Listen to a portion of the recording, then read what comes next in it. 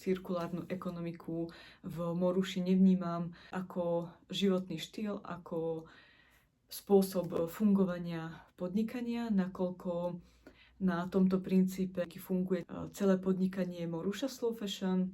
To, že ponúkame ľuďom možnosť nielen si zakúpiť oblečenie, ale napríklad môžu si u nás aj požičať oblečenie a následne nám ich vrátiť. Takýmto spôsobom nemusia si nakupovať stále nové a nové oblečenie, ale vlastne zostane to v tom obehu a môže si to potom niekto iný požičať. Druhým takýmto modelom, ktorý aj my používame, je vystavať šatník alebo kúsky presne na mieru konkrétneho človeka.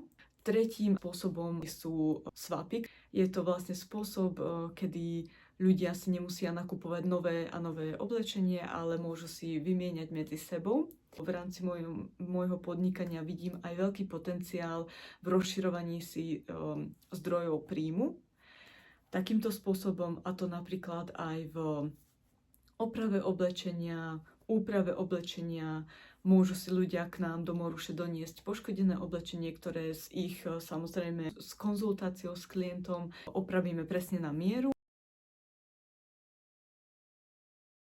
Podnikateľkám by som v rámci cirkularity určite odporúčala v prvom rade si urobiť taký širší prehľad o tom, čo ku mne prichádza, čo odo mňa odchádza, aké materiály z toho, čo už reálne mám, s čím disponujem, viem využiť, na čo to viem využiť, vytvoriť limitované edície so zvyšky využiť na nejaký nový materiál, či už výstuže, alebo prešiť ich na kľúčenky alebo čokoľvek, čo vám napadne. Takisto by som veľmi odporúčala tieto zvyškové materiály nielen na výrobu nových kúskov, ale takisto aj ponúkať svojim zákazníkom aj služby. A v rámci týchto služieb, ako napríklad poďte k nám a vy si prešite z týchto zvyškov niečo nové, takisto by som odporúčila možno sa pozrieť aj na tie obalové materiály.